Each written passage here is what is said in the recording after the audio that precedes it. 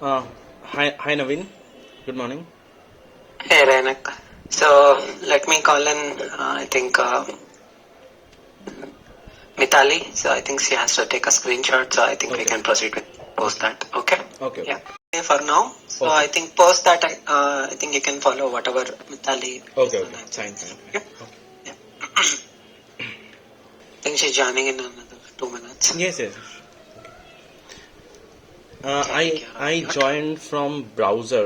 I don't know my. You're on mute, Sorry. Rainak. Sorry. Sorry. Sorry. Sorry. Sorry. Sorry. Sorry. I actually joined Okay. from browser. Hope it Okay.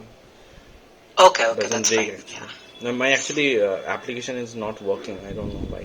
That is why actually it took a little time to join. Okay. That's fine. Yeah.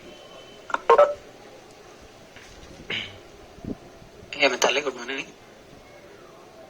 Good morning, Naveen. Good morning, Ranak. Good morning, Mitali. Naveen, you can proceed. You can proceed. Okay. You have taken the screenshot, is it? Okay. Yeah. Okay, so Rainak actually, so can you please actually tell me about yourselves? I have actually gone through your profile, so yeah. Yeah, surely. So I'm currently working in TCS for the last 5.5 years now, and we are Okay, you working joined for. as a graduate hire there, or Yes, yes. meaning, This is my first company. There is like college campus placement. oh, okay, okay, Yeah. okay. So and seems that okay, you have 2.5 years of actually microservices experience, right? Yes, That's yes, what yours. yes. Okay, so on which platform, cloud platform is it actually that you are actually working on Um, right now? mainly we are using like AWS. Uh, Okay, Yeah, AWS we are actually using means the EC2 server we are deploying our codes and all means that is our hosted server. We are actually running through Docker containers and mainly if you talk about if you ask me about AWS mainly I actually know like AWS DynamoDB and AWS Kinesis but not more than that. AWS feature that I actually worked on also. okay. So let me start out saying that you are presently working for JD Williams Fit Purpose Transformers. Is that Right, right? right, right, right. Okay. So can you please explain your role there? Yes, yes, surely. Actually, the JD Williams were working for like 5 years, 5.5 years, means from the starting we're being into same project. Previously, that was the monolithic architecture that was based on like Hybris, and now we are actually breaking down that monolithic into microservice level. So mainly my roles and responsibilities in this project, I actually a backend developer here. I'm mainly like developing the functionalities, unit testing, and bug fixing, like those things. Apart from that, we are actually divided our means previous team into smaller team. We are mainly working as a squad. In our squad, we actually have like only two developers, one tester, and one is the lead. So everything we actually do by our own. As also, we actually don't have the BA as well who actually create our stories.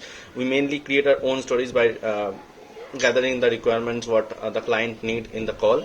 So in So that. how do you actually address the requirements actually? So meaning Mhm. to create the stories because it's not actually like you get into a call and then actually you do the brainstorming. Somebody does the brainstorming and then actually you start creating the stories, right? So how do you do Yes. that? So mainly, what we actually do, we actually means we actually set up one call where the client is present. That they actually tell their needs, that what they are need, what they are currently want to achieve.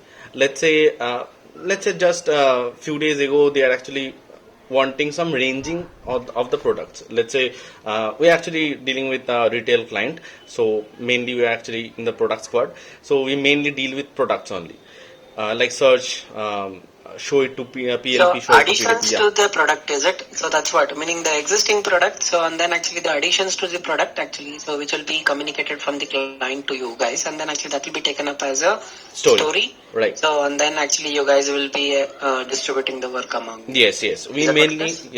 We mainly discuss about the high level functionalities that the story actually needs. In that way, we actually create our stories in the Jira dashboard, and then we actually assign to our team. Means we are distributing our team so those stories.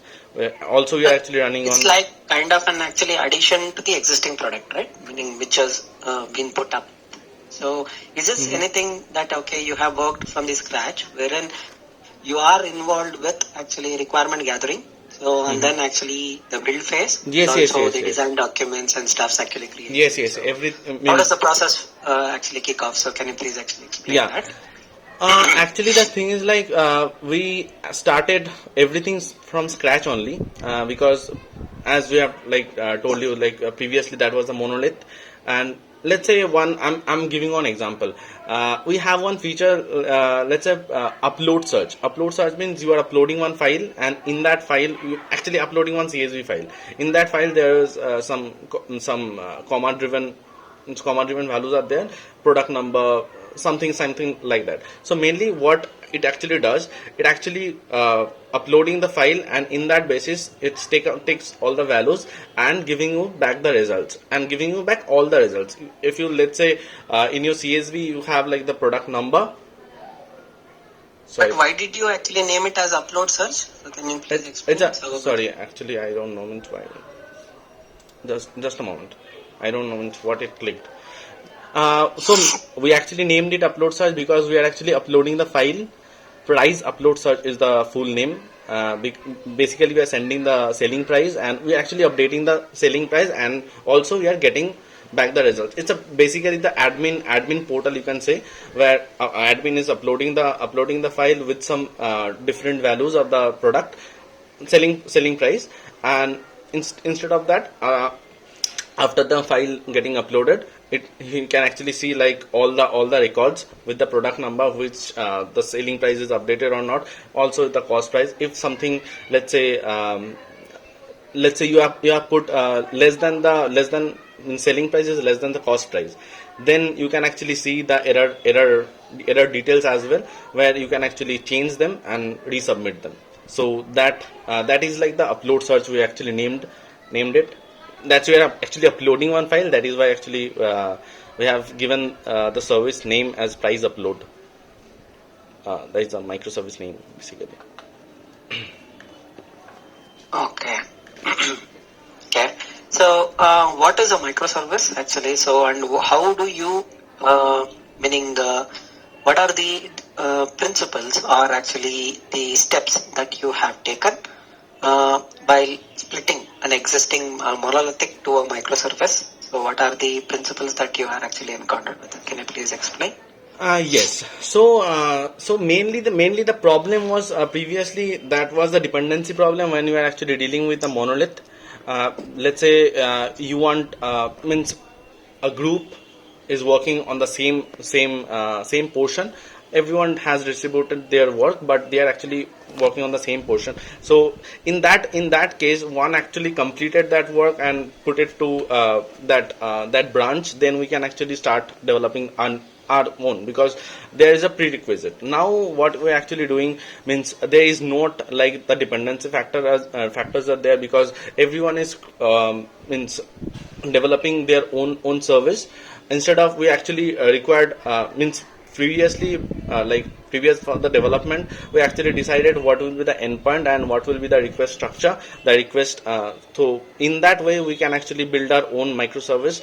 In means there is no dependency factor, and also like there is less time also. It's actually provide means previously monolith was taking like for getting its server up, means because we are using like hybrids, that took something around like 30 to 35 minutes to getting the server up. So that was a little bit pain, because just a small change that will actually take your 1 hour.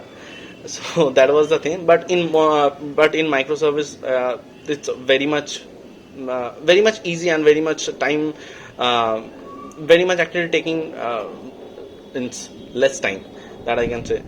And yeah, these are the possibilities we can actually provide in the microservice, as well as like as we are actually dealing with many services, we are actually using the API gateway to call the microservices. Okay. So, what API gateway are you using? So How does mainly the microservices communication happens between one to another one? Yeah, mainly for service to service communication, we use like REST templates, like get for object, post for object, like those things. And for API gateway, what we actually do means we actually created our own API gateway. In that, we are actually just load balancing the service request to different service. We just means everyone doesn't actually require to like remember all the ports that the services are running. We're just simply remembering that one port of the API gateway, and through that port only it actually calls different services based on like prefix, whatever we are actually giving. What's the role of config server? Config server is actually like means let's say you have like different services who are actually using the same property file. Okay, so application.properties. So we can actually create that as a separate that we call it a Spring Cloud config server, where we can actually keep those means those properties. So means from each and every service we can actually call that to get the values. So it doesn't require to deploy in each and every service those property files. Okay. Okay.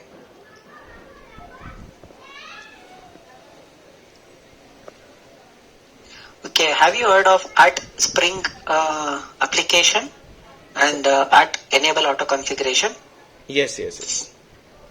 So, what is the difference between both of them, and can I use both of them?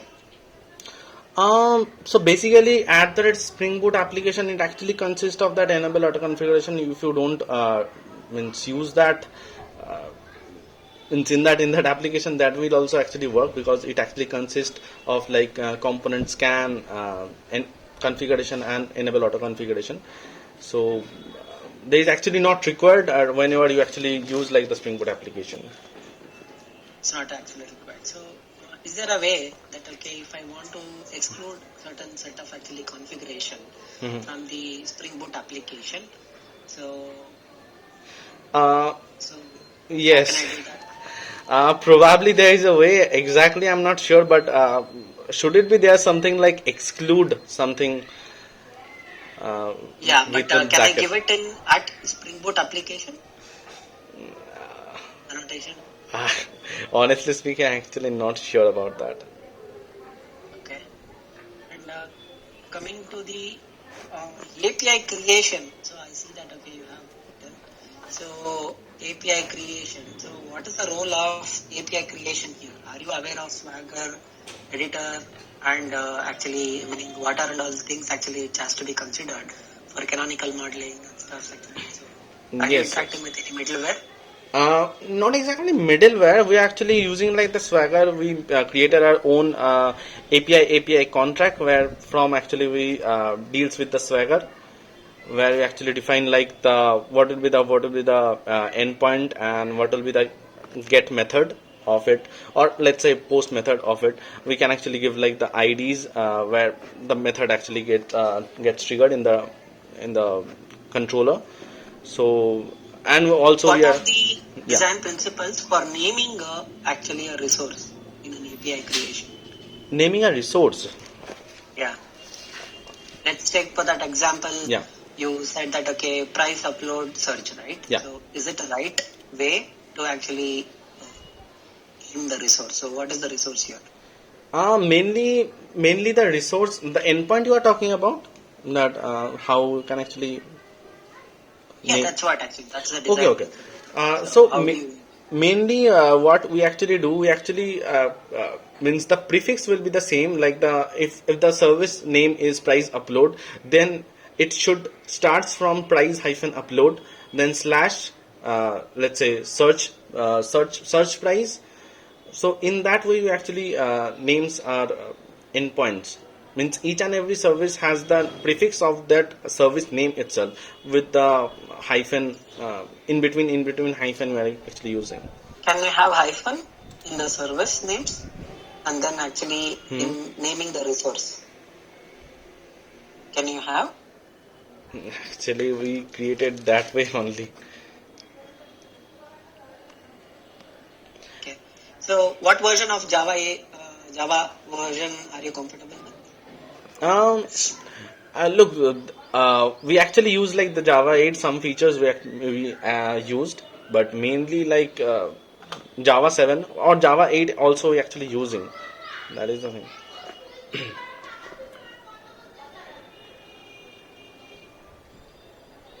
Hello. So, Java 8 you are using. Yes, yes. Mainly we're using Java 8. Okay. What is the features that you are actually using of Java 8? Java 8 we use like the functional interface. Also use like the stream APIs and The difference between a function and a predicate? function the predicate. Exactly the theoretical knowledge I actually don't have. Okay. The predicates are something like whenever you are actually using that in the function, means let's say you are using like map. In that map you are just using like let's say it's a string, then s, then arrow. So this is the arrow is the lambda and s is a, means in that actually you are using like predicates.